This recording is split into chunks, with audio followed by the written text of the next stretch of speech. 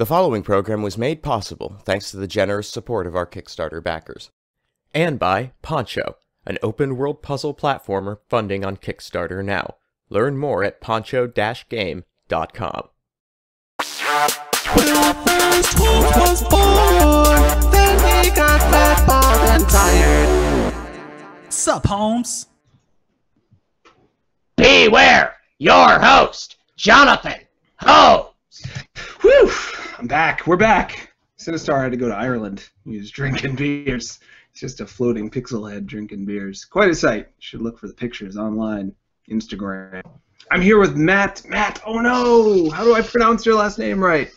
Gilgenbach? Gilgenbach. Gilgenbach? Gilgenbach. Oh, whoa. I'm getting weird stuff happening in my life. Oh, I fixed it.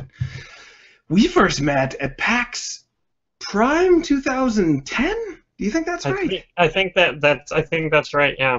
I was at a point in my life when I was thinking video game journalism. I even thought of it that way back then. I could do this. I'm going to be ambitious. I'm going to make a mark on the world. I'm going to keep climbing. Those days are long over. I've totally given up. I'm just, doing my best with what I got at this point with no real idea of ever getting anywhere beyond where I am. And I saw you and I thought, that is a story. That is an opportunity for me to make it big. I'm going to talk to that guy. He's wearing a hard hat. That's what happened to me. How was it for you the first time we met? Well, I was actually eating my sandwich for lunch because when we do PAX, I usually don't schedule any sort of lunch break because I want to be on there, on hand for interviewers. But I didn't expect to be shoving food down my gullet and then get a mic also shoved in my face. So I was really caught off guard. But I thought it was more like your gonzo journalism style. Like you're just like, what's this game? It looks really weird. I think you're remembering word for word. Yeah, I back then I used to think, well, it's a trade-off. You're either going to be polite but miss the opportunity to help people talk about their games because they might be shy, or you're going to be somewhat rude, but hopefully in the end it's easier to apologize than ask permission. And up until that point, I'd asked so many people, you want to just do a quick talk? And they're like, they get scared when you ask them. They become self-conscious. I should have noticed you probably wouldn't have been self-conscious, though, because you're wearing a hard hat and, like, suspenders. You were, like, outfitted for the press. With a bow tie, yeah. Well, I mean, the thing is, like, once I went indie, I realized, you really have to shamelessly self-promote, If someone wants to do an interview while you're going to the bathroom, like, you do that interview. So that hasn't happened yet, but I'm totally willing if some journalist wants to talk to me while I'm relieving myself. But, the thing is, it's all about, attracting attention to you and your game. And so I had this sort of gold miner persona for 24 Karat Games, with this hard hat. I glued a little light on it, and, spray painted, with a stencil 24 Karat, so, the name of our company on it. And then I'd wear a gold bow tie and stuff. I've sort of toned it down for Infinitap Games, a new company, and we're doing Neverending Nightmares, and so it's definitely not as silly, and so it's more of an emotional game. So I don't really do the same thing, but sometimes I miss the hard hat and the bow tie persona. I mean, it's kind of fun. Yeah, it was very fun. It caught my eye right away, and we talked about RetroGrade, which was the game you were promoting back then, a game that I was like 100% sure was going to be a hit. I'm like, it's easy to pick up and play, but it's got a deep mechanic to it for people who haven't played it, if I'm remembering correctly. It's a 2D shoot 'em up with very expensive looking graphics. A lot of people would say, oh, 2D shoot 'em up, probably, retro looking. No, it looked pretty expensive. But you can rewind time, or you're going backwards? Well, so yeah, you're actually going backwards, and so it looked like a 2D shoot 'em up, but it was actually a rhythm game. So you were undoing the space battle, and all the lasers and fires and things were timed to the beat of the music. And you could actually play it with a Guitar Hero controller as well. But, right, which I thought brilliant. I'm sure you thought too, because so many people have these sitting around their house, but they don't have any games to play on them because Guitar Hero and Rock Band only come out so often. I was like, sure, that's absolutely going to be a hit.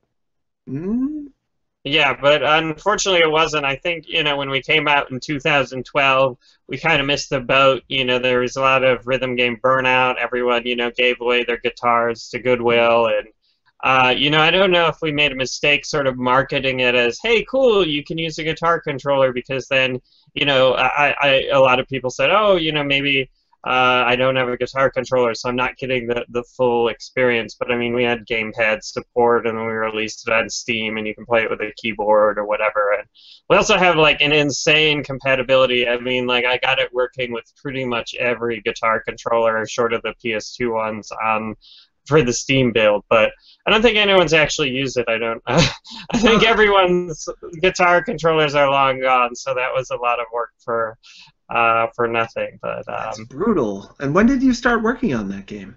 so we started in July of 2008, and we spent about 4 years just like death march crunching. I think I worked on average about 80 hours a week for 4 years on RetroGrade, and then we released it, and the sales were just devastatingly low. It was really difficult because I had poured my heart and soul into this game, and I mean, I had a feeling it wasn't going to be a huge hit. It's kind of weird, and again, we sort of missed the boat on the whole like rhythm game gravy train. But I had like my like worst nightmare sort of visions of sales, and then we did worse than that, which like it's tough to say I created a game that sold worse than I could possibly imagine, especially considering I feel like I had a good sort of idea of what a failure would look like, and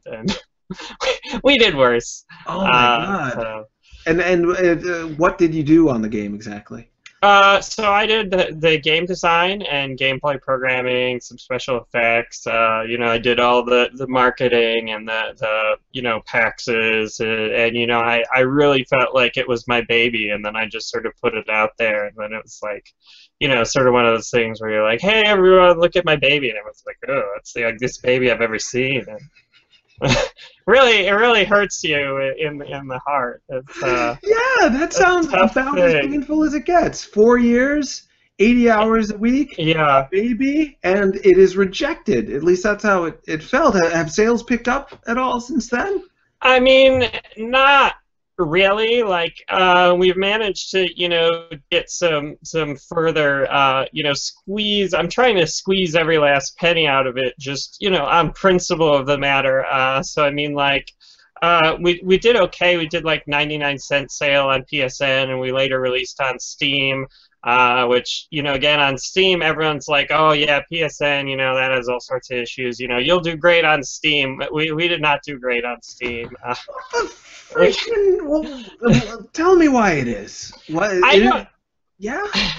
Honestly, I don't know, and it drives me crazy, and I'm just like, I try not to think of it because it's so frustrating, because, I mean, like, I get that it's not, like, a super hit, and it's kind of weird and niche, but, like, I feel like there is some audience for this type of game that would enjoy it, but for whatever reason, somehow they just never found out about it. And I don't know. I mean, I think part of the problem is, like, when we first started talking about it on this show, you said it's a shoot 'em up. And so, I mean, because we have the shoot 'em up aesthetic, people are like, oh, shoot 'em up, great, I get that. And then they play it, and they're like, what is this rhythm game? Like, what's going on? I wanted to shoot 'em up. So, I mean, like, every so often on the Steam comments or forums, people complain, like, this is not a shoot 'em up, I wanted to shoot 'em up. And it's like, I feel like I put, like, rhythm game 10 times, in the description.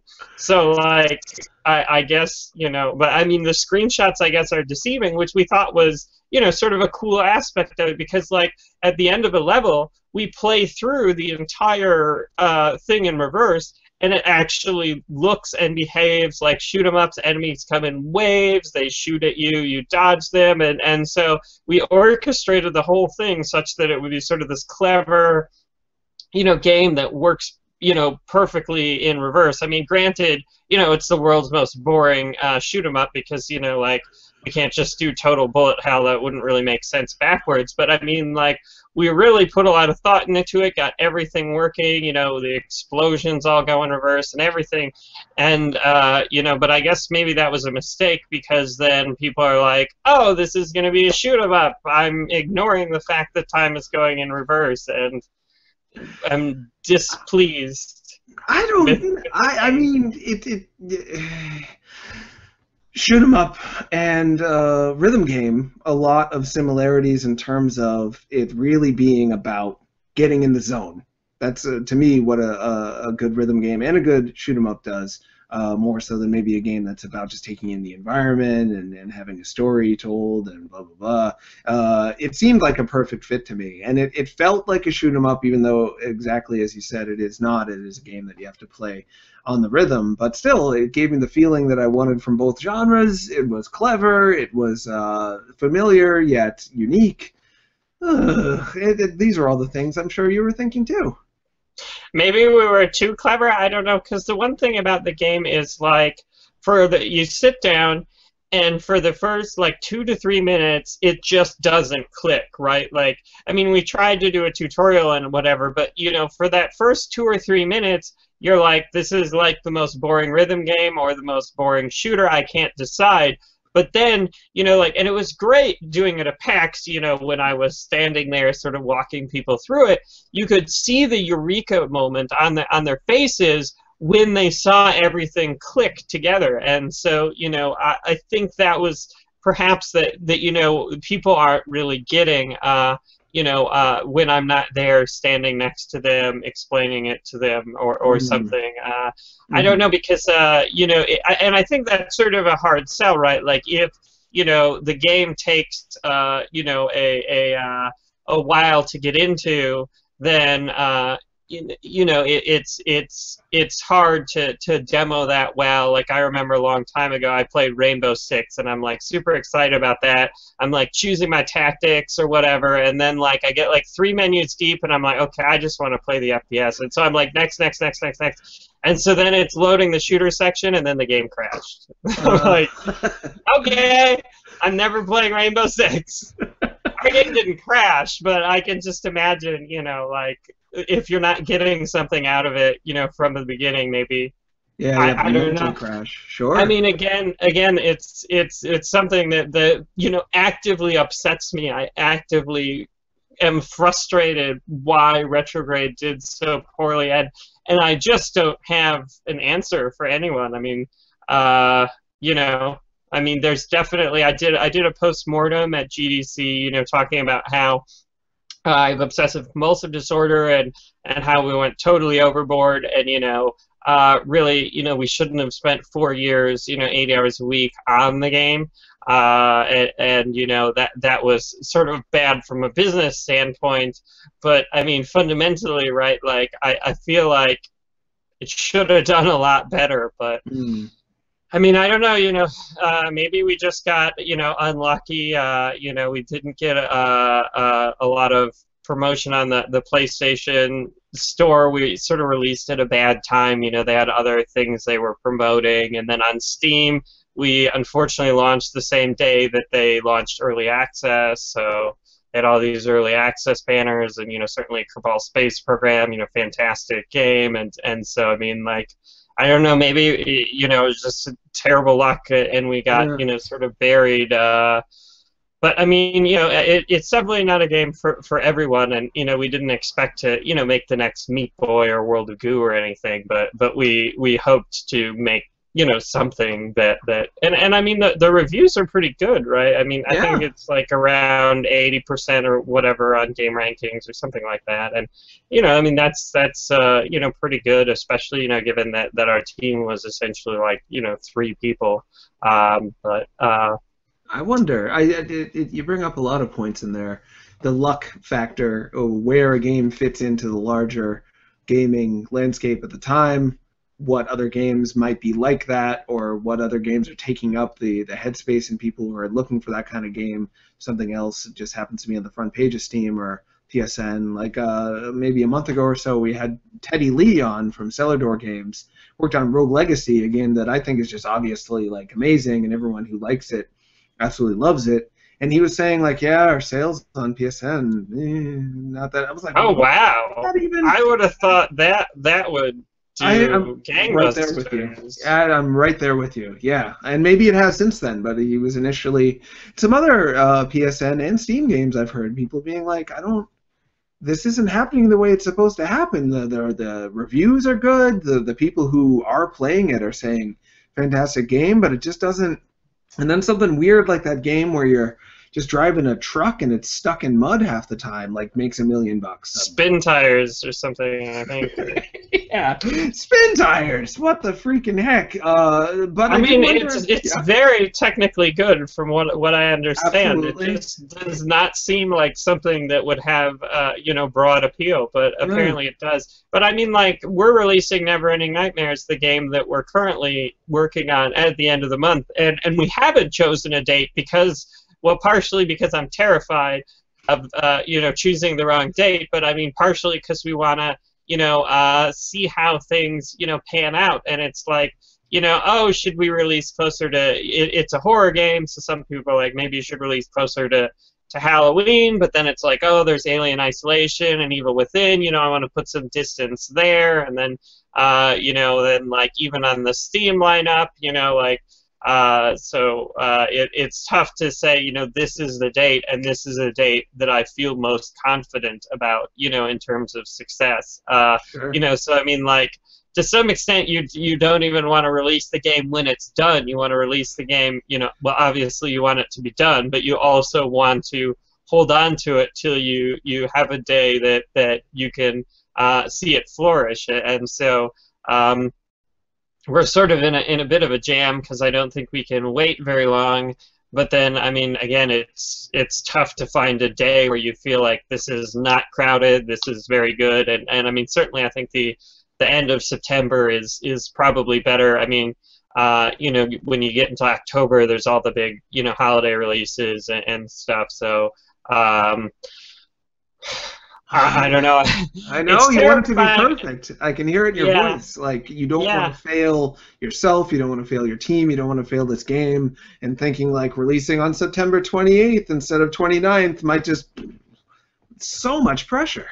Yeah, and I mean, I think to some extent, and it's Steam is sort of this weird like feedback loop where if you get that early momentum, then they continue to promote you, and then you get something like spin tires or whatever, where your game goes huge just because there's so much visibility in the Steam advertising systems. So I mean, like, some people try and figure out, oh, if I do here, then there's going to be, more ad space or something. And I mean, certainly I don't know. I mean, to some extent, it's almost like one of those things you'd want to do, like A and B testing, for like advertising. But you can't, right? You get to release the game once. So yeah, I don't know. Crazy. Well, a lot of games have found a second life after being picked up by particular Let's Players. I've heard this from quite a few developers. And what you were saying before about RetroGrade being the kind of game that if you have somebody looking over your shoulder as you're playing it, it can be a very different experience. But Let's Plays, yeah. I wonder, too, if people understood the game through hearing commentary as someone else is playing it. We didn't get too many Let's Plays on RetroGrade, but again, I think it's one of those things where you have to play it, like, to get the sense of how, because like I think we had like a Total Biscuit WTF is RetroGrade, and he's explaining how the elements fit together, but what you're looking at is a shoot 'em up going backwards, right? So you don't really feel the rhythm aspect of it, and so I mean, I think something like that is terrible for Let's Players, and I think in this day and age, Let's Players are a great way to get sales. Certainly, like Kama Sutra had a big article about it, and fortunately, we're making a horror game now, and horror games are great for Let's Players. So I mean, we had a PewDiePie video of our Kickstarter demo that got something like 4 million views, and so we're definitely going to try and really hit the Let's Players crowd and hopefully spread awareness through that. Although, I mean, I don't know. Do you watch Let's Plays yourself? Oh, very rarely. Yeah, I don't really get it. I'm not gonna lie, I just don't get it. I Well, feel like a jerk saying it, but like, I just want to play the game, right? Like, yeah. I don't know. Well, But you know, I've given kids it. these days.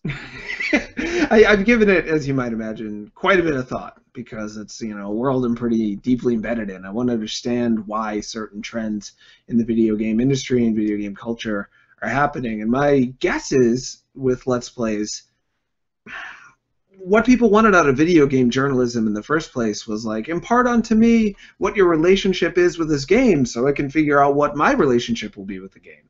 And people over the years have been more and more confounded and frustrated with the fact that video game journalism, they don't know if, they see ads for the game as they're reading the review of the game, and they're like, is this person being paid off? Or the video game critic are so often like in a completely different headspace than your average video game consumer, so they're like, this guy, it's like reading a review of a Fellini movie, and he's talking about how it's genius, but these are people that oftentimes just want to see the Avengers or something. So it's like, I don't understand where this critic's coming from, praising this game that I think is crap, and vice versa. Whereas Let's Players come in and just show you directly, this is how it's going to feel to have a relationship with this game. It's going to freak you out. You're going to scream. You're going to swear. You're going to have fun at this part. And they say, oh, well, yeah, sign me up. And hopefully that's part of what helped you with the Neverending Nightmares Kickstarter, which was by a hair, if I remember correctly. It was very close. Yeah, it was it was a really tense month, and certainly towards the end there, I think we did like 30% of our goal on the final 3 days. So and I think it was like close to 50% in the final week. Like it definitely seemed like something that wasn't going to happen, but the community, I guess, wanted it so much that everyone sort of banded together and got us the funding we needed to make the game. And I'm eternally grateful to everyone who backed the project and spread the word about it, because I mean, this is sort of my dream game. Obviously it's about nightmares, but it's a game that I feel is really important to me to make. And it's another game of yours that I was sure, I was like, oh, he's going to make so much money. I was reading stories on Polygon, and I think on Kotaku as well. Destructoid did a fair amount of coverage of it, about how this is such a deeply personal game, in part about how difficult the emotional experience of making RetroGrade was, and it humanized you so well. So many people can relate with what it's like to have depression, anxiety, obsessive thoughts. It's like, of course, he's going to make all the money. People who are sensitive to these issues, millions of people, are going to back it immediately. And then it just did. It did eventually, but at first I was like, what is? Maybe I just don't know anything. Maybe I should just go away.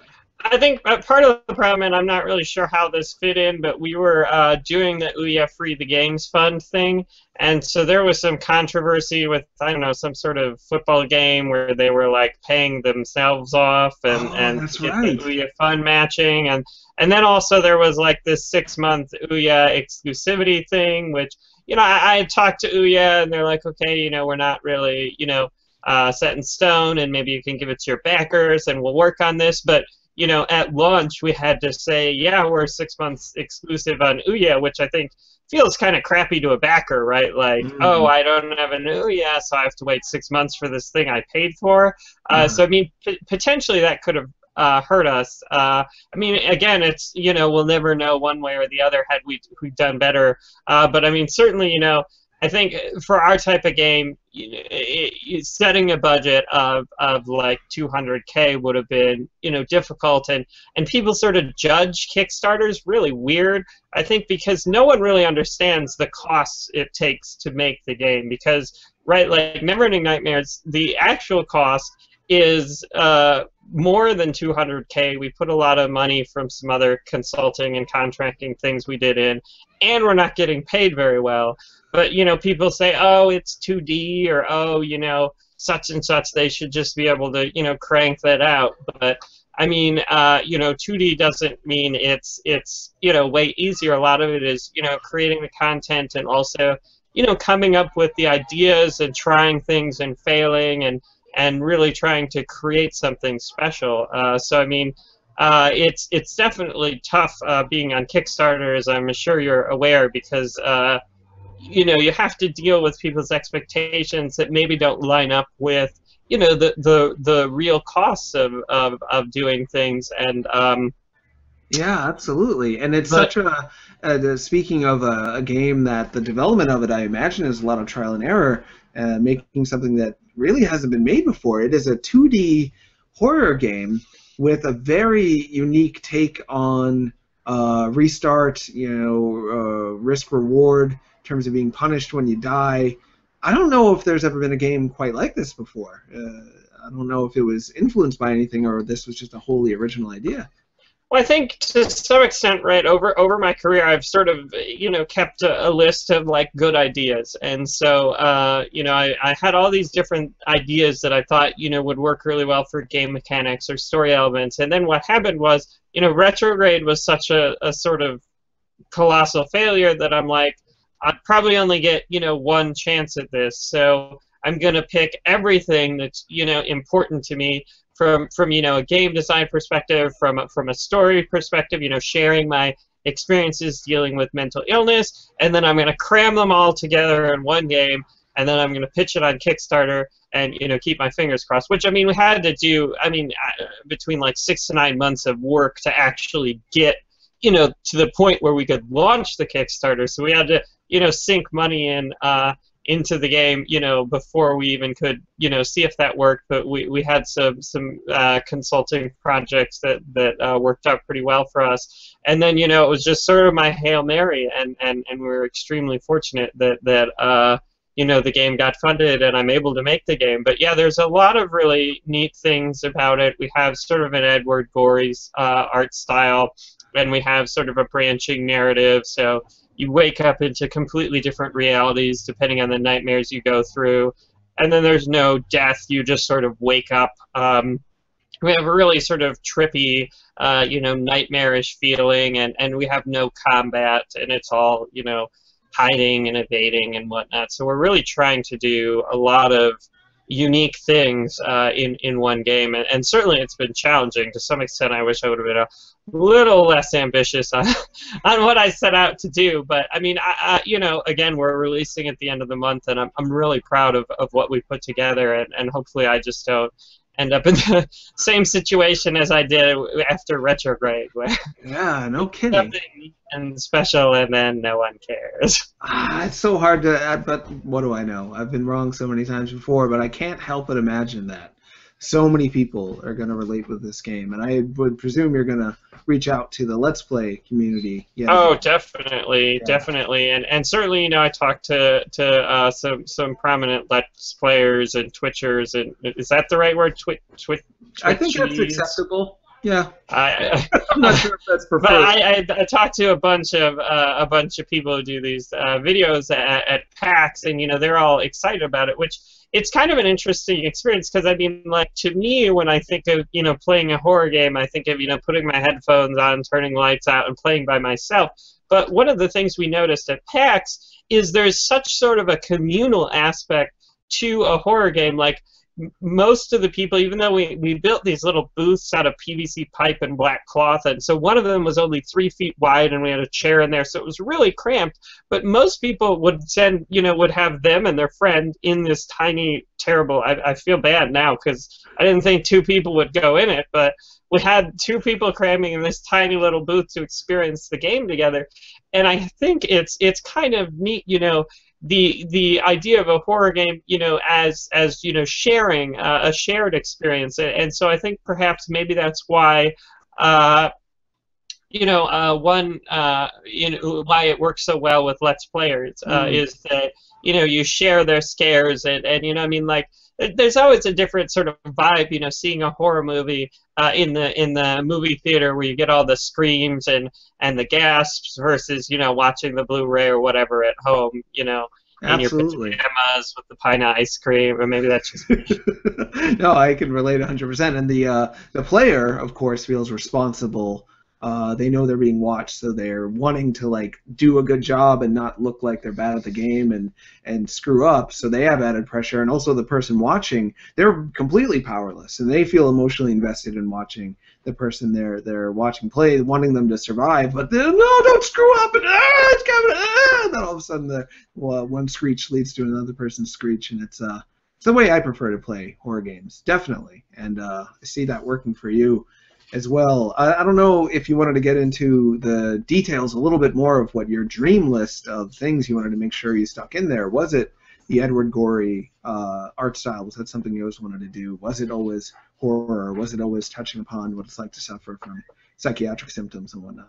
So there were a few different things that I felt like I had to do, especially since, you know, I've struggled with mental illness for a long time. I mean, arguably my entire life, and I, you know, have an actual diagnosis of obsessive compulsive disorder and depression, and you know, I was doing all right. I mean, obviously I wasn't doing super well if you watch my postmortem on RetroGrade, where I was just going completely off the deep end, obsessing about things. But you know, I wasn't too depressed. I wasn't, you know, like you know, maybe like 10 years earlier, you know, I was at the point where I didn't want to live, and everything was just so bleak and terrible. And I, you know, sort of moved past that to some extent, but when RetroGrade failed to sell, and you know, I had poured so much of myself into this thing that just, for whatever reason, didn't catch on, you know, I started getting really depressed again, and sort of memories of my experience were flooding back.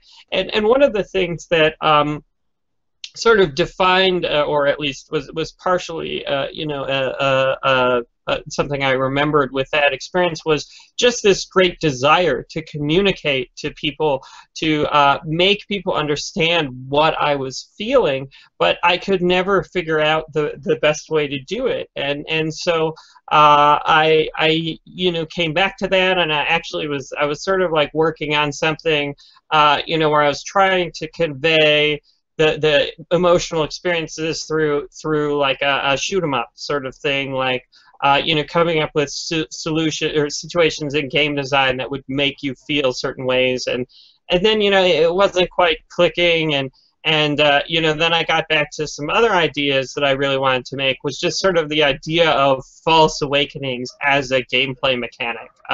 Just because I don't know if you have false awakenings a lot in your nightmares, but it's so disorienting, and it's just this crazy feeling where you know, some things are going a certain way, and then you wake up, and then things are completely different. So I felt like that was a really strong idea, and then, you know, incorporating you know, some ideas from actual nightmares, and just sort of these, you know, anxious and you know, oppressive and you know, violent nightmares, and of course, one of my favorite things that I've sort of brought to the table with Neverending Nightmares is I've actually had the artist recreate these intrusive thoughts that I struggle with obsessive compulsive disorder, basically these horrible violent images of self-injury. And if you watch our trailer, there's like, you know, pulling the vein out of your arm, or like tearing the bone out, and all this really gross stuff.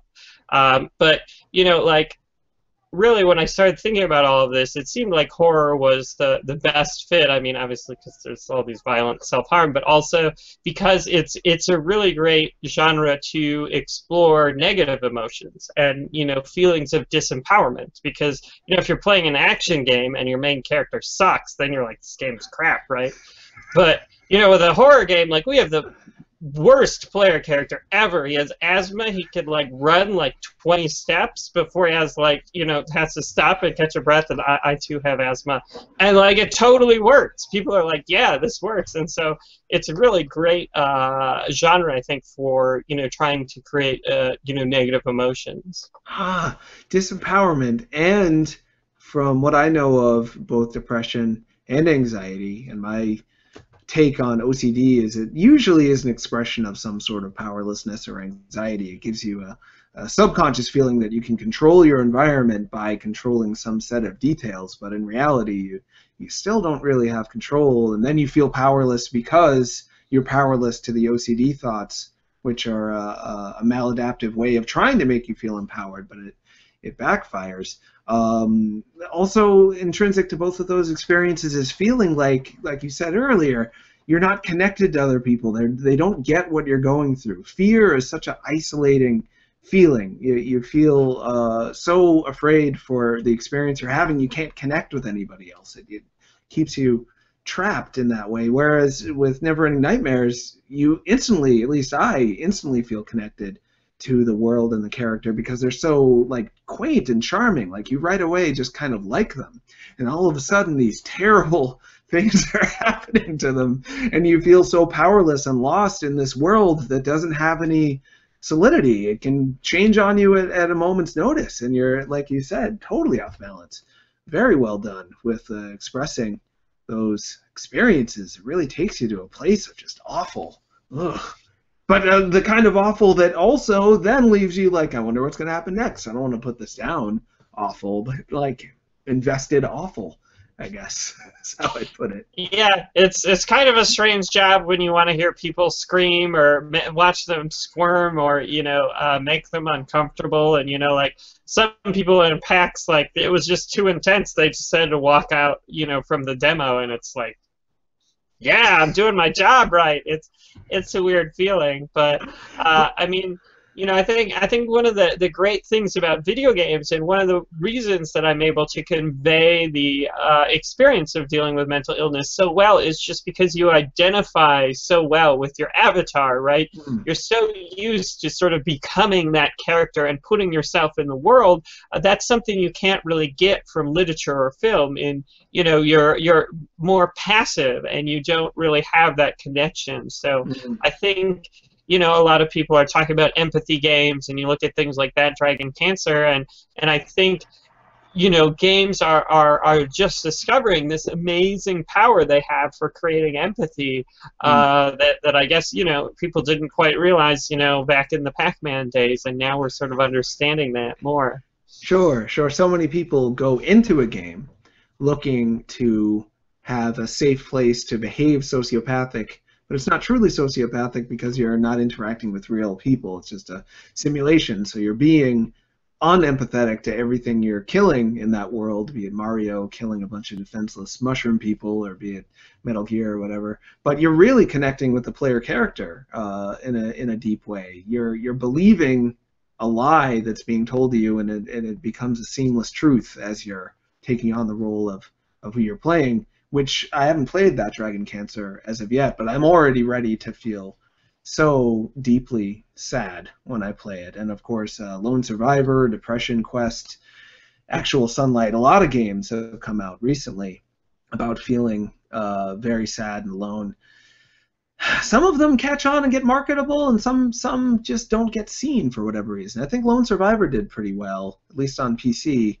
Which is a game I don't know if you want me to put you in touch with those people, but a Lone Survivor, Neverending Nightmares like bundle would just. Yeah, no, I mean we you know, I looked a lot at Lone Survivor just because, you know, there aren't a lot of 2D horror games, and so definitely I think Jasper Byrne, am I pronouncing it right? That's right. Yeah, I believe he so. He did an amazing job, you know, translating the Silent Hill experience that, you know, was so sort of intrinsically tied to navigating these 3D worlds to 2D, and, you know, sort of demaking it and preserving the essence. It was definitely a great reference for what we're doing with Neverending Nightmares.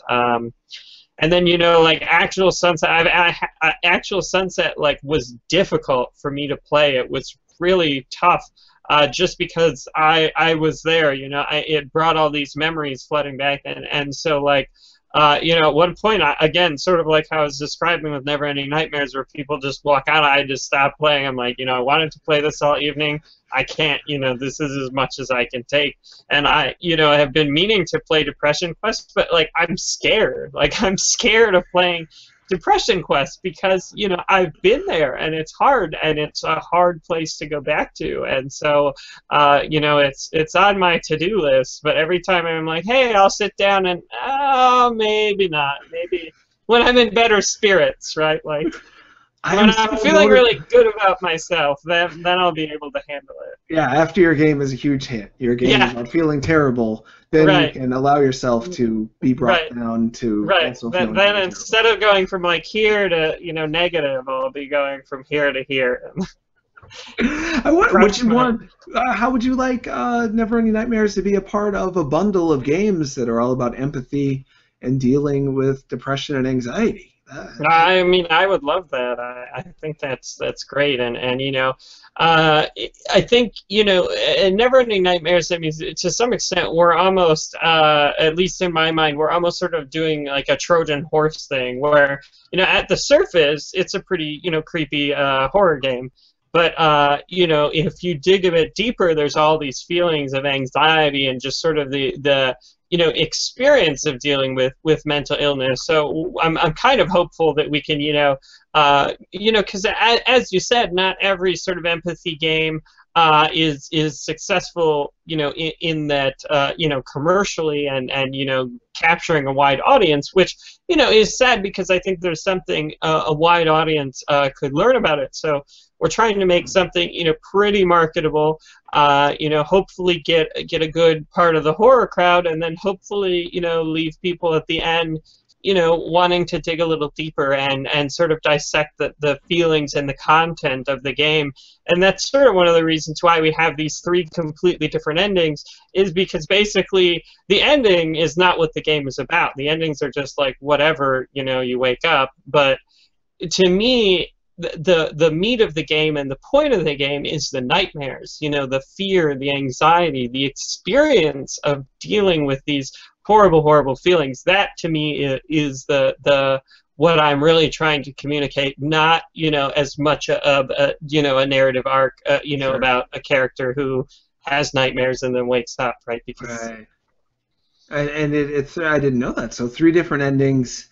Is this one of the things that, when you said earlier, you might have bit off more than you maybe should have? Is that part of it? And also, do you go about the endings in a way, do you get them through systematically going through the game again in a different process, or is part of it randomized, or a little bit of both? No, it's definitely not random. It's doing different things, but it's been really hard because like I really want people to experience all the content we put in the game, and to some extent by saying oh, these different endings, different nightmares, there's going to be a certain percentage of the players that just whatever, I'm not going to keep playing. I reach an ending, and so it's a little scary, especially because our game is not meant to be long. Like the way we designed it is from start to finish, you'll reach an ending in probably about an hour and a half to 2 hours, which we felt is a really good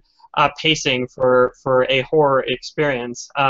Because one of the things that's really important to me is I just want to keep ratcheting up the tension. I just want to keep making it get worse and worse, because that was my experience with depression. Is I okay, I hit rock bottom. This is terrible. I can barely not kill myself. Everything is so awful. There's no way things could possibly get worse. And then it would get worse. And then it's just like, this is ridiculous. And then it kept getting worse and worse and worse. So, like, our structure is just, this terrible decline, whereas, like, a longer form game, like if you take a look at Silent Hill, they have the tension, you're in the other world, and then the release, and the tension and release. And but for the type of game we're making, that didn't really work with the experience of depression. So basically it's like 2 hours to one ending, and then there's probably another hour or 2 of other nightmares you can explore, but you have to sort of figure out what sort of things you did or what things you can do differently to sort of branch at these certain branching points.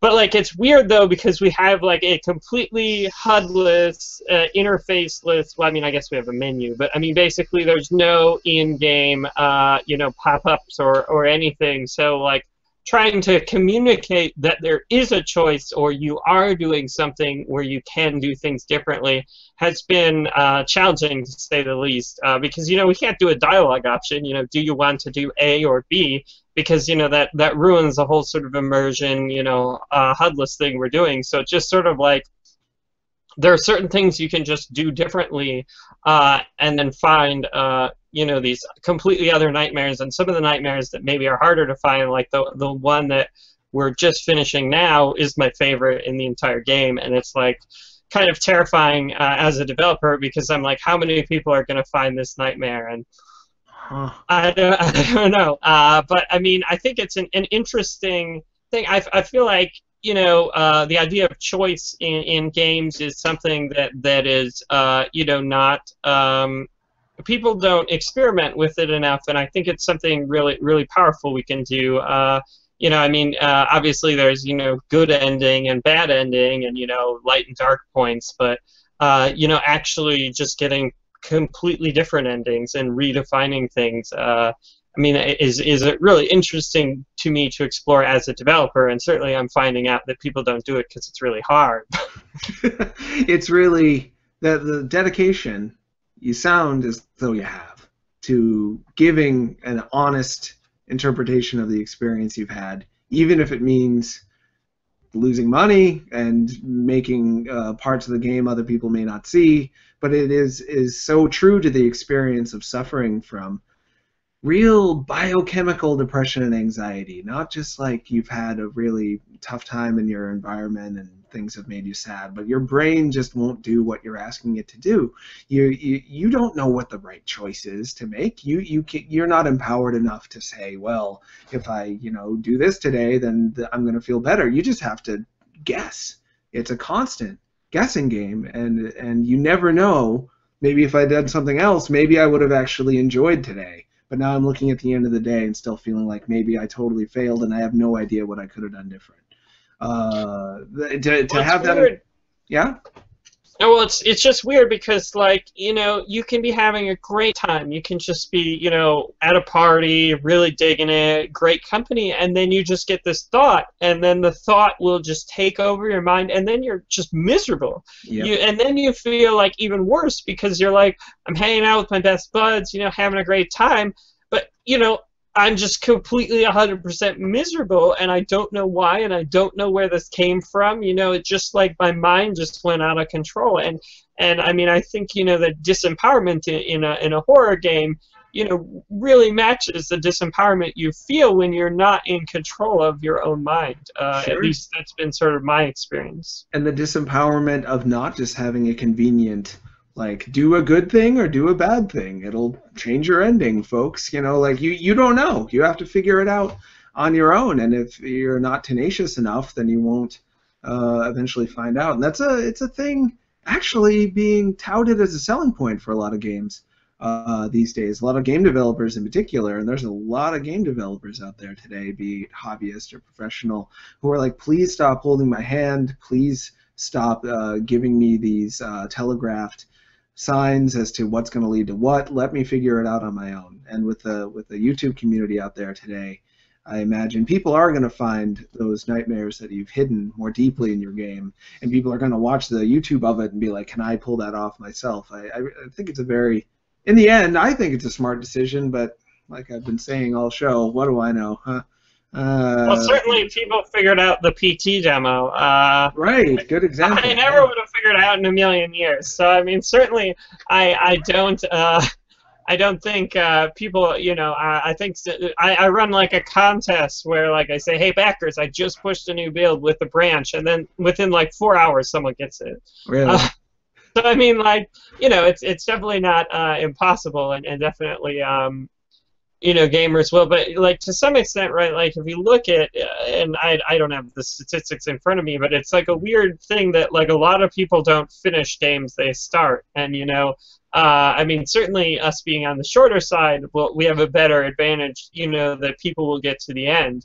But then I'm almost asking more of the players to not only get to the end, but also to, you know, keep digging. And I mean, you know, potentially we won't get, you know, dinged for that, you know, like reviewers and things just saying, oh, this is short, I got to one ending and I'm done. But I mean, like, you know, I'm hopeful that you know, YouTubers and reviewers and players will dig a little deeper and find the, you know, all the content, because I think, you know, it again sort of almost confuses the story even more and makes you sort of look back and reflect on the feelings and the emotions. And I mean, like, we have backers playing the game, and to some extent the reception of the endings has not been, you know, very good. They're sort of, well, I mean, it's not bad, but, you know, some people, I think, you know, are asking for, you know, more details and more explanation. And,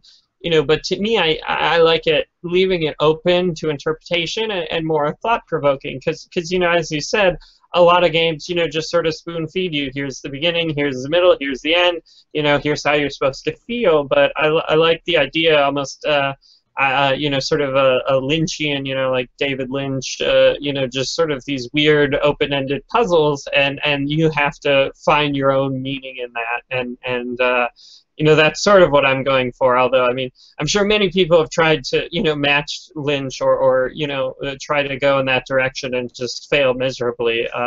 Certainly has a very unique talent, but you know, I mean, again, this is my game, so Yeah, that's what I you want get to do. I'm gonna try it, and if I fail, then I guess that's on me. But I think it's worth a try.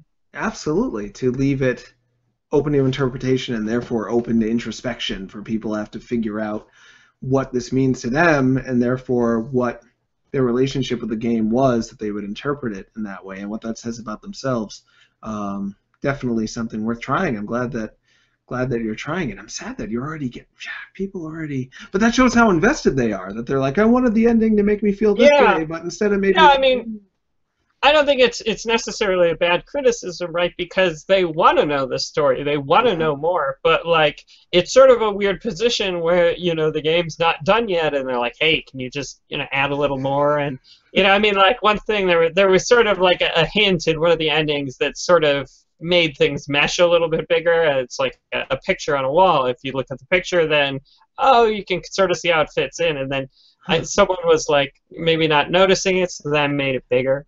I'm like, hopefully that's enough of a hint. But again, you know, I don't want to come out and say, you know, here's the story, here's what happened, because I think that it again throws the resolution into focus. But I mean, like, at least for me, there's no resolution for mental illness. I still have obsessive compulsive disorder. It's still something that I struggle with.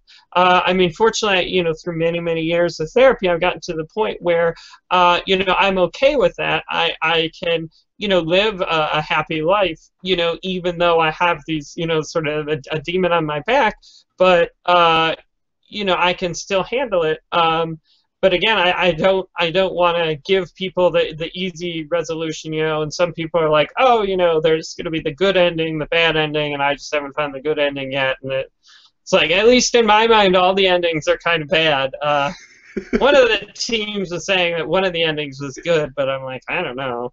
I think that the good ending is honestly the one that people will like the least, because it's like super open-ended. It's like ridiculous.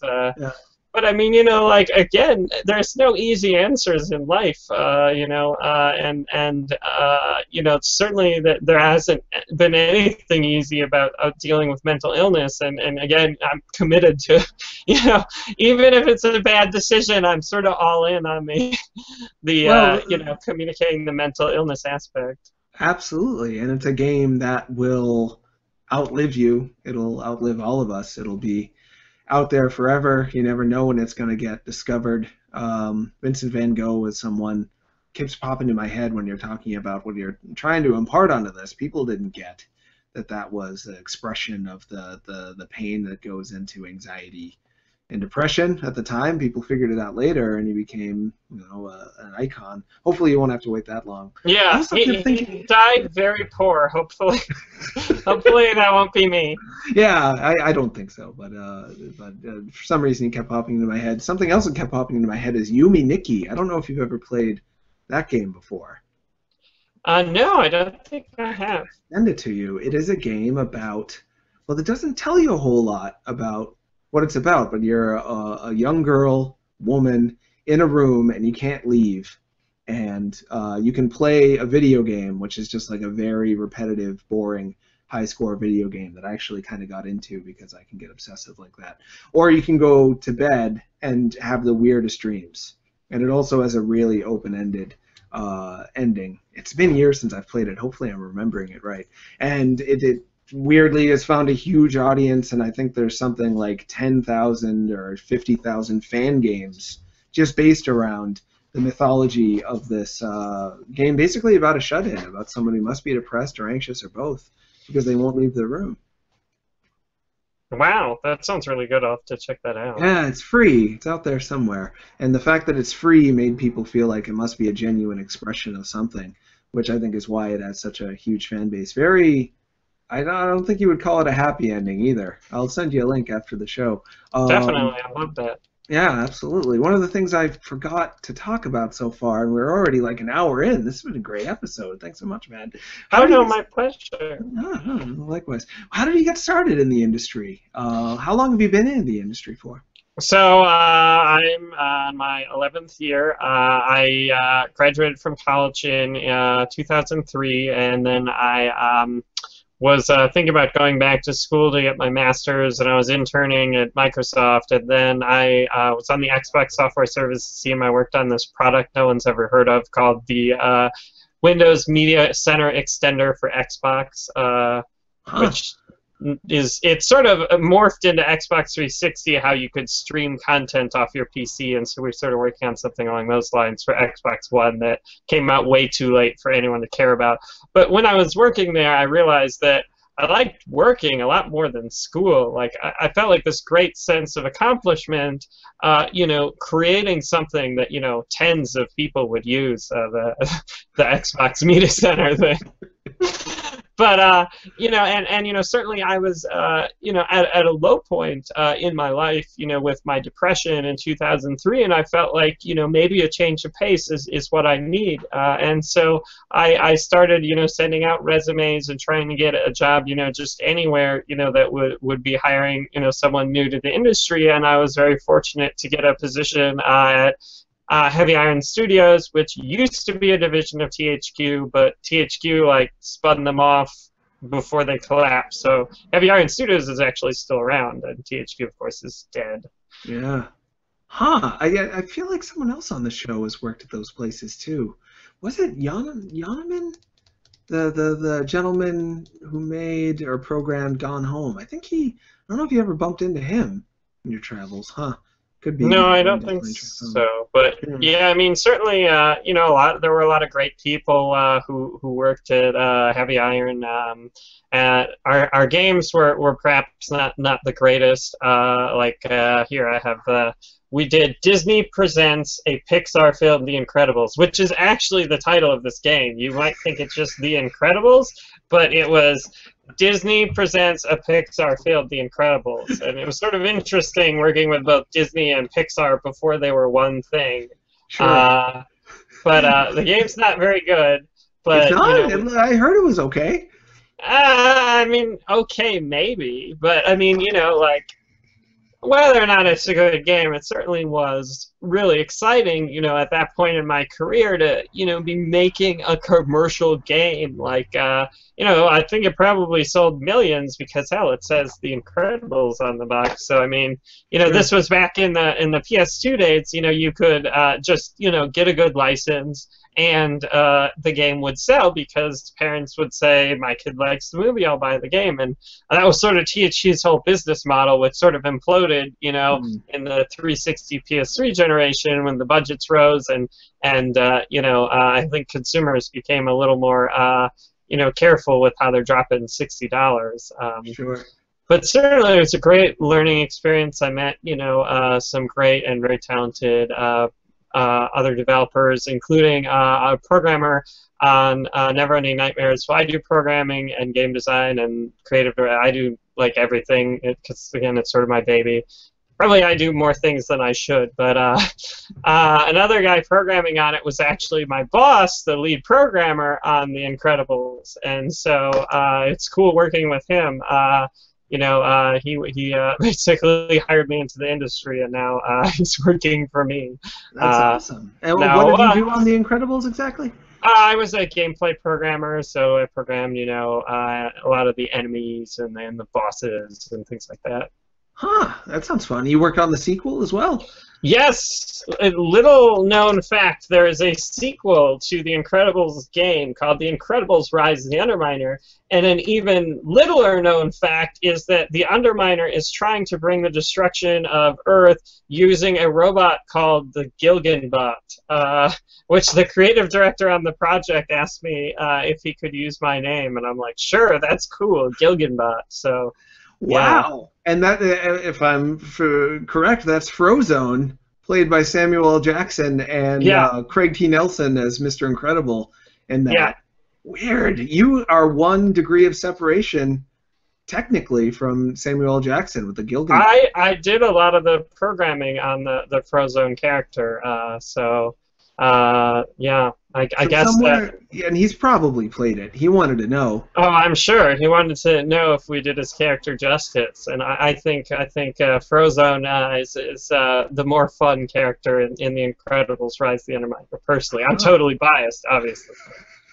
I should go get that. I wonder how expensive that game is these days. Probably not very expensive. It's not like it's like super simple. Like the Incredibles 1 was like way too hard, and it's like a kid's game, so it's kind of like that was a dumb move. But then the Incredibles Rise of the Underminer is like way too easy, but it's a co-op game, so I mean it's not like a terrible way to spend a couple hours. But I mean, I don't think many people are like, oh, the Incredibles Rise of the Underminer was the great game experience of 2005 or whenever this came out.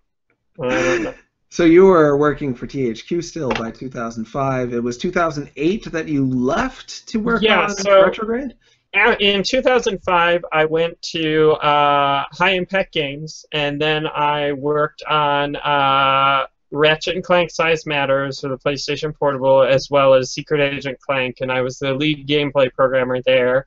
Awesome. But then, like, 2008 was sort of the indie boom. There was games like, Castle Crashers and things coming out. So, we really felt like we would sort of get in there, at the right time. But then our game took 4 years, and we totally... the market was saturated with the rest of people who tried to get in there, at 2008. I'm sorry. Ooh, I didn't mean to talk over you. A very similar thing happened to Brian Provinciano, who worked on Retro City Rampage, also has Retro in the name, just realized. Yeah. Oh, no, I love Brian Provinciano. He's a good friend of mine. He's a great guy. Yeah. Huh. So here you are on the cusp of and this is your second indie game, Neverending Nightmares? Yeah, we did some horribly embarrassing contracting and consulting to try and make ends meet on some, like, freemium mobile thing, but I don't want to talk about it because it's too embarrassing. But we've all got to eat. It's understandable. I don't think that's true. I mean, to some extent, right? Like I was doing this on the side to pay for RetroGrade, and then also, like pay for my wedding, and then we were doing it to pay for Neverending Nightmares. So I mean, certainly I have no regrets. I did it, but it's definitely not something that I think turned out well. Like we did National Geographic's Dino Land, which, like, if you do a Google search for it, like the only thing that comes up is basically people complaining about how there's like $100 microtransaction in a game targeted at kids, which totally was not. That's not my fault. Like, we just did what we were told, but sure. Yeah, it wasn't this isn't an indie game you made. National Geographic. No. You didn't get the license. You were contracted to help code a thing. Yeah, well, actually, we worked on it first on Android, and it was called like Dino Land, but then it was Dino Park, I think, on Android, and then they're like, oh, we need to make it bigger and better, and then they're like, oh, this can't sell without a license, so we get like National Geographic license, and then they were supposed to promote it, and I don't know what happened, but basically it released, and then. It was a disaster, and then we didn't hear from the company who was supposed to be paying us, and then they would pay us. Oh, good grief! I know. Yeah, so it's tough being a small business. And the game industry, certainly, there's a lot of ups and downs, and in talking to my wife, she's like, oh, the one thing I want from your career is stability, and it's like, I'm in the wrong business for stability. I mean, like, you look at like 10, 15 years ago, like EALA was the studio, right? Like they had the Medal of Honor series, and that was like the mecca of, successful game design. And now, they got gutted after Medal of Honor Warfighter, and now they're just like Dice LA or something. They make additional stuff for. It's just weird to see, like how things can change so fast. Sure, big or small. 10, 15 years, right? You don't say that's super fast, but like when you're thinking about, career, if you're gonna like buy a house in LA, which will cost like $1 million, like sure, terrifying, right? Like you want to pick a studio and then you want to stay there for like 30 years, but like you say, what studio has been around 30 years? What studio will be around for the next 30 years? And it's not a good answer for either of those questions. Yeah, Nintendo and even them, people are saying maybe this should be their last set of consoles. Atari, of course, gone. Activision has had its huge ups and downs, completely bottomed out until it got, revitalized. But maybe it'll bottom out again. You're absolutely right. If you have 10 solid years of success in this industry, even if you're AAA, then you can consider yourself quite lucky. Capcom losing tons of money. Capcom, the Mega Man guys losing money. Like anybody can fail, or anybody can succeed. Stability. Yeah. Well, I mean, the one thing is that if we can succeed as an indie developer, right? Like my goal is to, continue creating, crazy horror games with like weird emotions and things like that.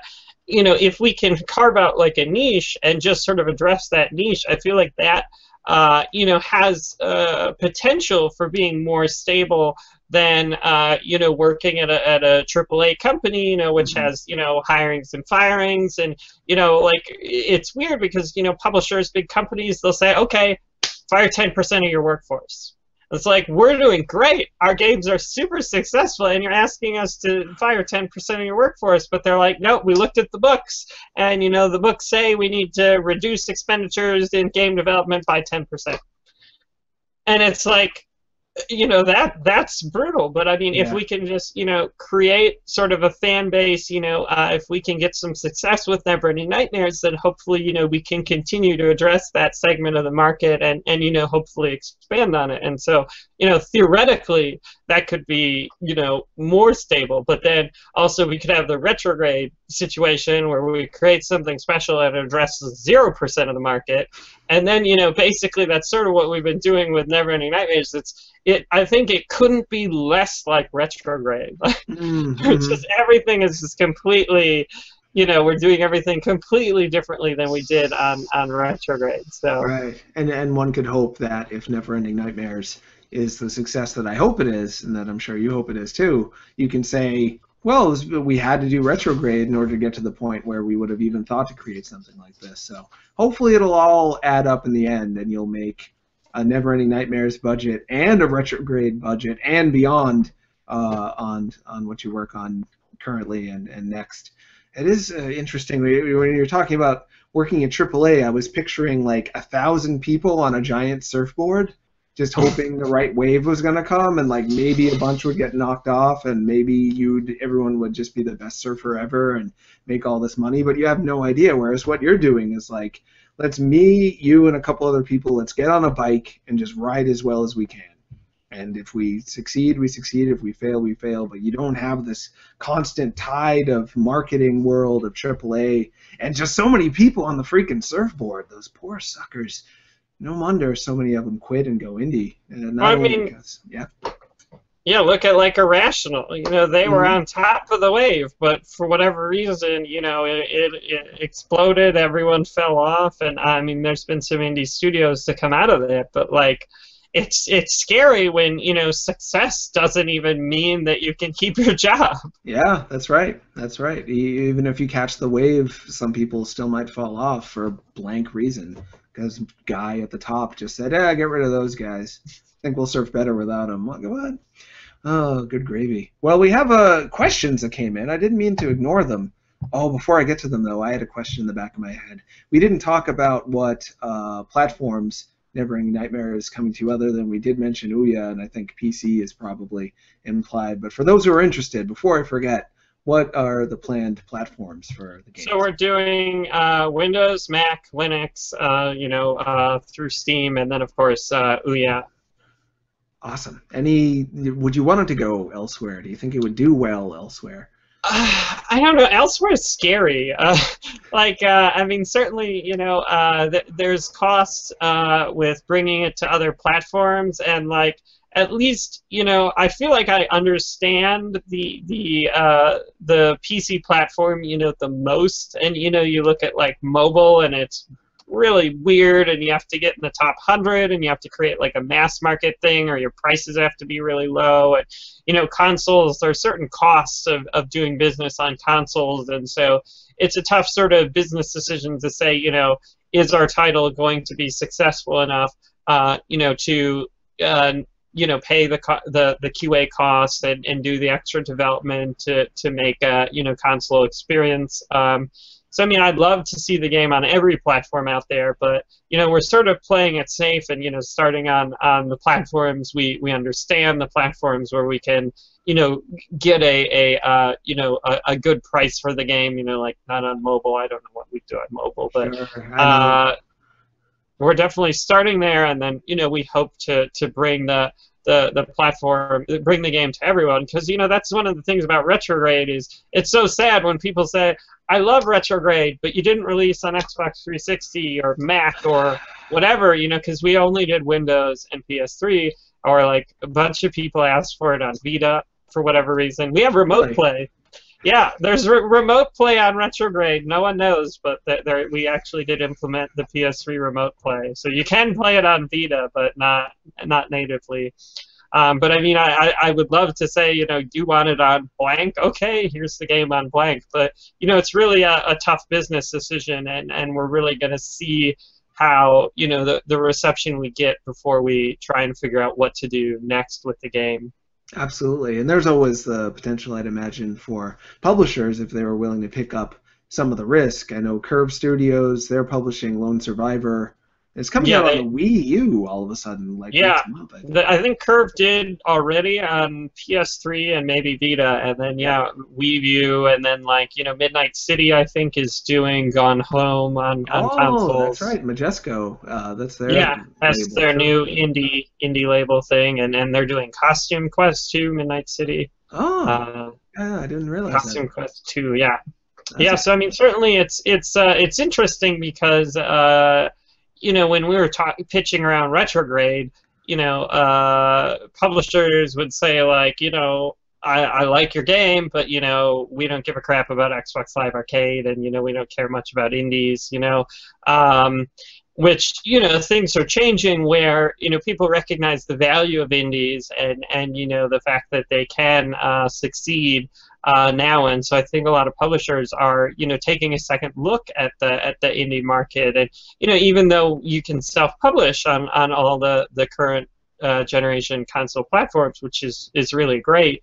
There is publishers are still helping indies, but back when I'm sure, I don't know, Brian Provinciano probably talked about it before, but he had to find a publisher on Xbox Live Arcade, and when unfortunately his relationship with Microsoft didn't quite work out, and so that was a tough thing for him, and but fortunately we're beyond that. They have ID at Xbox and all these other great programs. But I mean, even still, there's certainly a role for publishers, and there's more publishers interested, I would say, than previously. Sure. So everybody has more opportunity. It has been great to watch all the console holders kind of race to minimize the amount of barriers there are between people getting their games on their consoles. So yeah, it's been great to see. And you're here at the right time, 2014. This time, I'm feeling it. Success. Hopefully. Questions that came in. Thanks Sure. for asking questions, everybody. Hammett Shreds. Oh, Hammett Shreds is back, I believe, named after famed Metallica guitarist Kirk Hammett asks, as assumedly a horror game fan, who would you put behind the Silent Hills project outside of wishful thought of gathering the original Team Silent devs? Any thoughts on PT? Yeah, that's a thank you, Hammer Shreds. It segues into a question that I wanted to ask globally to Matt about any influences from prior horror games in general. You did talk a little bit about PT. How do you feel about the Silent Hill series? Do you feel like you had somebody you really hoped was going to handle it? I don't know. I mean, it's a tough thing because it's almost like the Silent Hill series handles you, right? Like, there's so much, mythos and so much expectation that you almost have to, if you have your own voice, it might conflict with that of Silent Hill. I don't know. I've thought about, like, sort of dreaming, like, what if I have the Silent Hill license, and what could I do with it? I mean, obviously it would not be a Kojima, billion-dollar production, but I mean, like, there's just so much cool there, and there's so much love that I think it's really a great thing to experience. But then, it's also nice to not have that sort of consumer expectations where, if you don't have the nurses in, then people are going to complain, or, like things like that. Sure. You do Pyramid Head wrong, then it's like everyone's. Yeah, I was reading someone where they're like, no, Pyramid Head should only be in Silent Hill 2, and he's totally ruined in the other ones because Pyramid Head represents James' sexual frustration, which does not carry over into any other Silent Hill games. Oh, yeah, I've read that for years now, and I always say, like, well, maybe he can.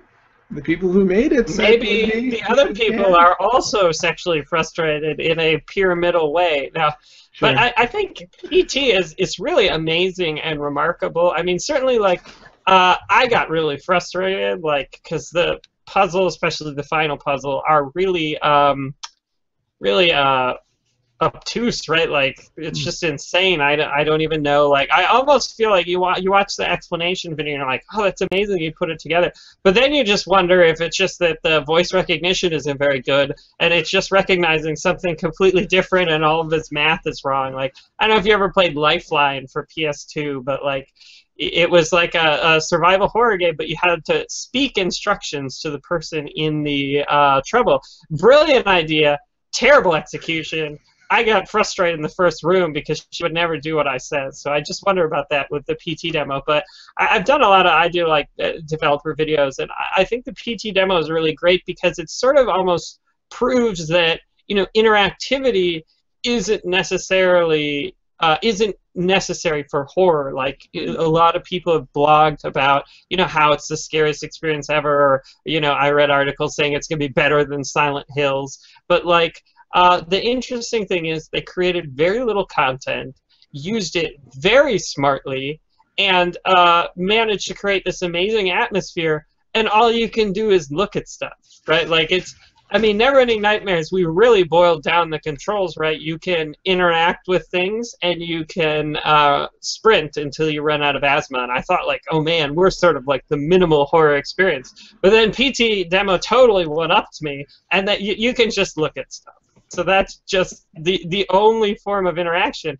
And it's really awesome, I think, to sort of take almost deconstruct the genre and say, what are the elements we definitely need, and what can we get away without. But then, of course, it may have just been like a purely marketing thing, since at the end it says this has nothing to do with Silent Hills. And so it's kind of like, I almost want to see a sequel to PT. I want to see what sort of path making a game like PT would end up in, if you're trying to make like a bigger project, hopefully with less frustration and less insane puzzles. But sure. We may never see that.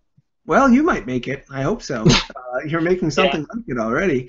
I'm in the camp that is not expecting Silent Hills to be as good as PT already, just because I'm already kind of taken out of the game by seeing a very recognizable face. Every time I see Norman Reedus' character in Silent Hills, I'm just thinking, how good of a job did they do of replicating like that one pockmark? Like, it totally, I forget I'm in a horror game and I'm just doing a appraisal of the graphics. And he's got a bow, so I'm like, oh, it's Walking Dead kind of. Well, to me, like, He's so badass, right? Like, I want to see like the most disempowered. I want to play Silent Hill as like some old grandmother with her walker or something, right? Because that feeling of disempowerment is what creates the fear, right? In like Resident Evil 6, when you have like muscles on top of your muscles and you're uppercutting the final boss's head off, right? Like, that's not really fear. And then to some extent, right, like Resident Evil tries to mitigate that by just getting bigger and bigger bosses. But like in Resident Evil 7, I predict you're gonna jump down Godzilla's mouth and tear his heart out because they're the protagonists are just so ridiculously badass. That they just have to go off the charts for their enemies, which at that point you're sort of losing the horror in the comedic aspect. Absolutely, it's almost like a Bayonetta sort of game at that point. Well, I was going to say, I don't know if you played it, but you kind of described the ending of Lollipop Chainsaw, except Villa happens to be Elvis in that one. My cat is scratching things. Sorry, got to spray him. I'm empowered, spraying my cat with water.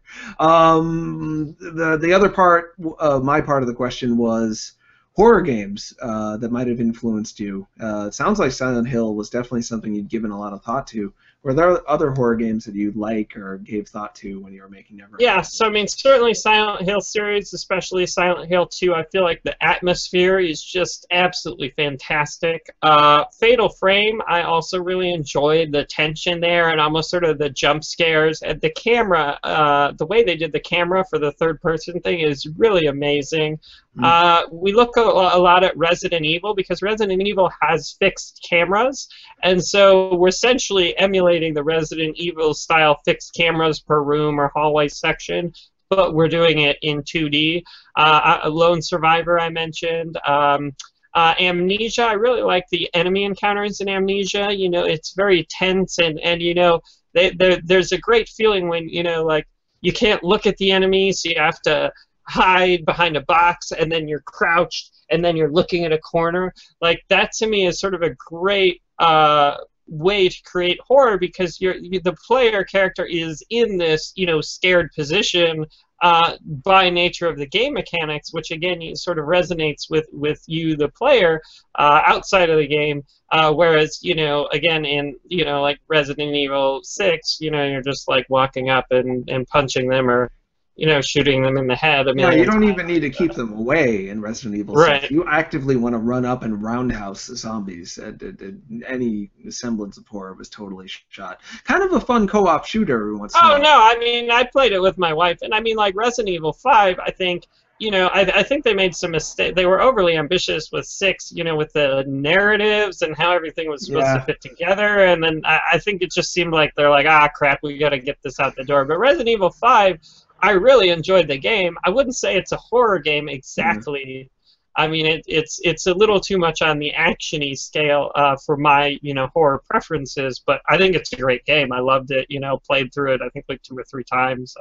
Yeah, it's a fun keep-away action game with some spooky elements. Did you like Resident Evil Revelations? Did you play that one? I'm trying to think. I think I played a little bit of it, and like that's more of the sort of mechanics based, right? Like there's not the story. It's more about the fighting, and so like at least for me, I think that maybe I'm thinking of the. I'm probably thinking of the other one. I think I'm thinking of the Mercenaries. Yeah, that's what I'm. I think I missed Revelations. It's like sperm monsters on a boat. You've got a great butt. Keep them away from you. That's the premise. Maybe I'll have to check that out. I mean, you just checked all my boxes right there. That's what I was Those are going the for. 3 things I look for. Sperm monsters, boat, butt. Capcom, throw some money at me. I think they just have Revelations 2, right? Like, they did. They just announce that? Yeah, Barry Burton's daughter's in it. You got a flashlight now. It's going to be great. Are they going to be sperm monsters? They haven't announced. It's actually a pretty cool premise from what I can gather. The monsters are called the Afflicted, and from the teaser trailer, it looks like they will appear to be regular people who are wearing wristbands, and when they're green, they won't harm you. They're just like party goers. And when they turn red, they all of a sudden like freak out and turn into zombie-like things. So that's awesome. Yeah, it is a pretty cool concept. I hope they pull it off. It's one of the things I've always loved about the infection aspect of the zombie mythos is like, is that person going to turn into one? Are we really safe around them? Maybe if we all go to sleep tonight, they'll wake up and kill all of us. It's trying to pick up on that a little bit. Huh. Oops, I've really tangented out.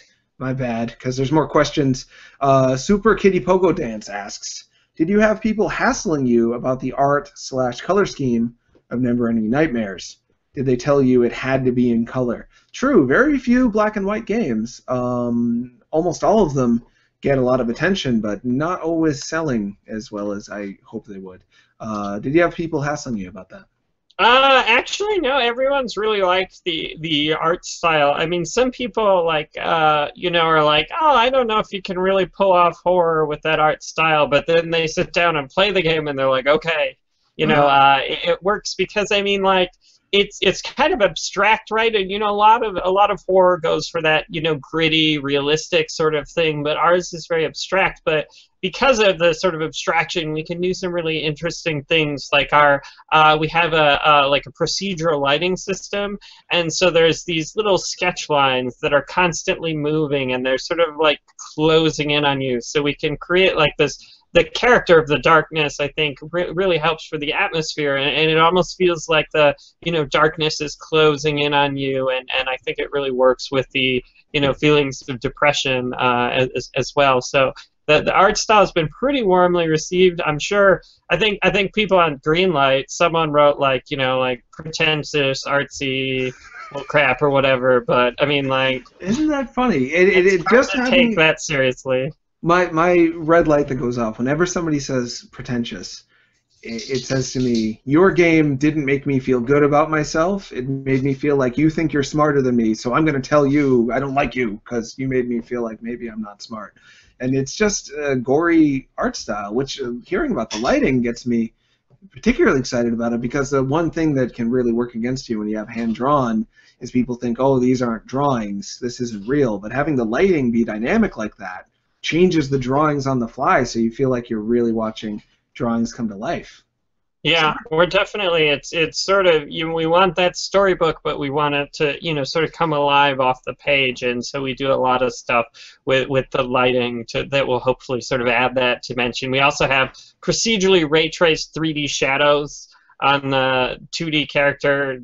Complicated, but we sort of figured out this way to sort of fake a 3D shadow for the 2D character, which I think again helps add that that level of, hey, this is a real world, even though it looks like a storybook. Yeah, that perfect for the theme of, is this real or is this not? Part of it seems like it's just an abstract metaphor, but part of it seems like physically tangible. Ugh, I'm getting like excited and creeped out just thinking about it. Elias Games asks, how emotionally exhausting has the making of this game been for you, considering its subject matter and your personal history?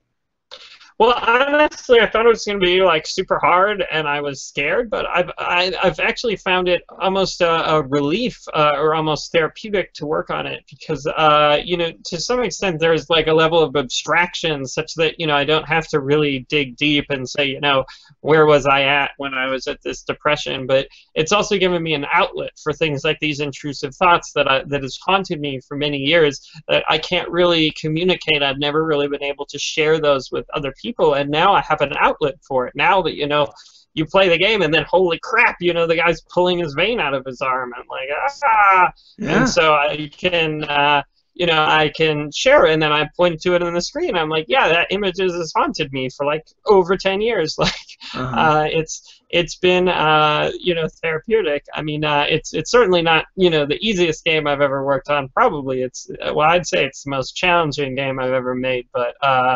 At least from an emotional perspective, I feel like, it's been more of a benefit than sort of a hindrance. Sure. Sounds cathartic and empowering to be like, this thought that I've been cursed with, I'm the one who controls how it's expressed now, and you get to understand what it's like to be me. Yeah, much less isolating. I mean, also, it's like, that's something I can bring to the table that no other, horror movie or horror game, they can't think of this weird crap. I mean, you know, I've been watching all sorts of. I watch a lot of horror movies and some of the like torture porn and stuff, but I've never seen, you know, the bone getting pulled out of the arm and the way that it does it. I mean, it's brutal and it's terrifying and awful. And you know, that's something you have to play. You know, Neverending Nightmares. That's the only place to get this terrible, weird, self-harm nightmares. And expressed in a way that the art style, again, so inviting, so easy to relate with the characters. It makes you feel like, oh, they're going to be gentle with me. And then you're seeing something so repulsive and easy to relate with. And like you feel like it's really happening. It really makes you sick and rivets you. Great job. Yeah. Thank you. Thank you. Ports. I'm Poe Ertz, maybe? I'm not trying to pronounce this, Poe Ertz. Apologize if I'm doing it wrong. Do you find that getting into a really creative space with Neverending Nightmares often coincides with feeling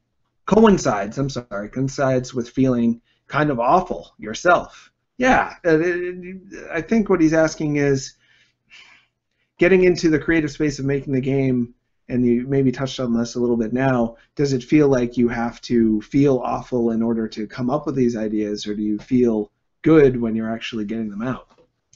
Well, I think mostly I feel good when I'm getting them out, and you know the thing is that like I said, I still have obsessive compulsive disorder. It's still a struggle, so it's like it's always with me. It's not that all of a sudden, you know, I'm working on Neverending Nightmares and I have to, you know, sort of dig deep, which I thought maybe I might have to from the beginning, but, you know, I still get these thoughts, you know.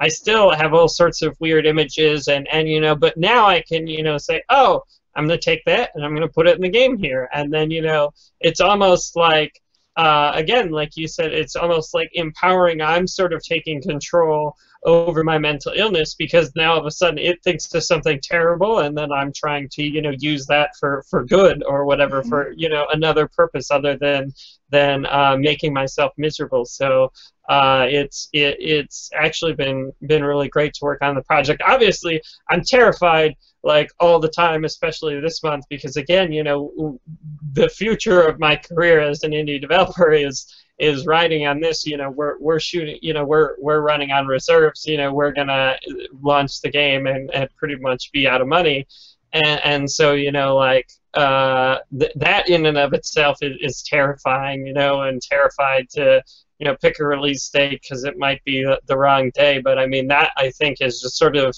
part of being an indie developer and not so much tied to the particular project we're working on. Right. Speaking of which, Devi Ever asks, and Devi Ever made a very interesting game to me about empowerment versus disempowerment called A Game of Cat and Mouse. I don't know if she still has it up. You either feel bad or feel real bad in the game, but you can get through it in like 5 minutes or something. It's worth checking out. She asks, since you are self-funding / got kickstarted, is it going to be fairly easy to break even compared to RetroGrade? Has it been less of a risk than RetroGrade? Oh, yeah. So actually the way it works out is that, you know, once we get our money from Ouya, and including the Kickstarter money, we've essentially brought in more money than RetroGrade ever has, I think. I'm pretty sure that's the truth. So, like, before we have to sell one copy, we're already doing better than RetroGrade. So that's a good position to be in, but it also sort of illustrates how poorly RetroGrade did. Yeah, it's you know, it's still hard, right? Because, you know, the second after we ship, you know, if we're not getting sales in, how do I keep, you know, the artists on board? How do I, you know, make ends meet? But, you know, that being said, you know, with RetroGrade, you know, when we shipped, my business partner and I, we spent $140,000 out of our savings. So that was a sunk cost. Whereas, you know, because we've done, you know, sort of consulting and contracting and all this other, you know, stuff and Kickstarter and everything to try and, you know, funnel money into the project, it's not going to be, we're not, pouring our savings into the game. We're only pouring our time into the game, which, is worth something. And unfortunately, something that, if I average out the money I've pulled in over the past, 6 years as an indie developer, it would be depressingly low. I mean, when you take out the money I spent. Sure. But I try to. I could work out that number. I'm terrified to, because I think it would just be like horribly devastating. So, but I'm hoping that the game sells well, and I can make a career out of this, and not just like a huge time and money sink. Well, no matter what, if you ask me, it's going to be a life well spent making a thing that so many people who feel so alone, feel so isolated, feel so trapped in their own emotional state, they're going to understand how you feel and see themselves in that. And I don't know when, hopefully it'll be when it releases at the end of the month, but this is a thing that was definitely worth making, and I'm so glad that you did. And we're about out of time. They can follow you on Twitter. You've got 2 Twitters, I think. I have lots of Twitters. Infinitap Games is sort of my main Twitter. I have like Never Nightmares or something. I didn't realize when I named the game, but it turned out it was too long for Twitter. So yeah, we also have Never Nightmares, but Infinitap Games is the one that I usually use. Yeah, so that's sort of my main Twitter, and then on YouTube I do a lot of YouTube videos, and we have a forum, for our game, and so I really, since we did the Kickstarter, I try and really stay involved in the community, and that's really been helpful for me as a developer as well, to sort of sanity check. I do a lot of sort of sanity checks, put out a build and see what other people think of it, rather than obsess on the little details that I'm sort of naturally inclined to do. Gotcha. Kickstarter's been such a benefit, it sounds like, in so many ways. And where will they be able to find the game when it launches, hopefully later this month? It will be on Steam and Ouya, and we already have our Steam page set up, so you can add it to your wish list or whatever. And we should be working out a release date soon. But yeah, again, it's scary. I've been sort of putting it off, but we really got to pick a day soon, because I'm gonna try and try and drum up some press interest in, like, hey, the game's actually coming out for real, and here's the day. So because again, like, if you do well on your first day, you can sort of ride the buzz and stuff. So we're really trying to make a big splash on launch day. Gotcha. Well, I will be talking about it. Hopefully people won't be mad at me, because clearly I like you, and I'm also going to talk about your video game. Some people think that's a breach of ethics, but these things happen. Sometimes I liked your game first. Well, I liked your hard hat first. Then I liked talking to you in the interview. Then I liked your game, and now I've gotten to know you much better. But I liked Neverending Nightmares before I liked you this much, so I think I'm ethical. I think the secret as a game developer is to just be a real dickhead, and then no one will have any ethical because no one can like you. You'll just be a complete asshat, and then no one will like you, and then there's no ethical quantities. Right, then the press will feel totally risk-free. Then there's risk-free, don't have to worry about anyone possibly covering my games because they like me, because I'm just going to be a total tool from now on. I don't think you can do it if you tried. That's the way. I don't know. I've never tried, but next game. Or hopefully we can just be nice to each other and still have a successful life. I'm Tron Knots on Twitter. You can follow me if you want. I end up talking about this show a fair amount on there, and talking to people who've been on it and reposting things if you're interested. Also, the show is on YouTube for video, iTunes, and Libsyn on audio. You can look up Holmes Show on YouTube. Also, just Google it for iTunes and Libsyn. I think that's the best way to find things these days. And I guess that's about it. Anything else we didn't catch, Matt, that you wanted to say before we go? No, I think we covered everything. So look for Neverending Nightmares at the end of the month on your favorite Steam or Ouya. I don't know what I was gonna go for with favorite. I mean, I don't know. I was gonna say favorite digital resellers, but like I don't know who we're gonna sell with other than Steam and So Ouya many at the moment. questions, but a thing will happen. Linear time continues, whether we like it or not. So inevitably, stuff will occur, and you, the viewer, will be able to check it out. So lucky you. See you later, everybody. Bye. Bye. Thanks for watching.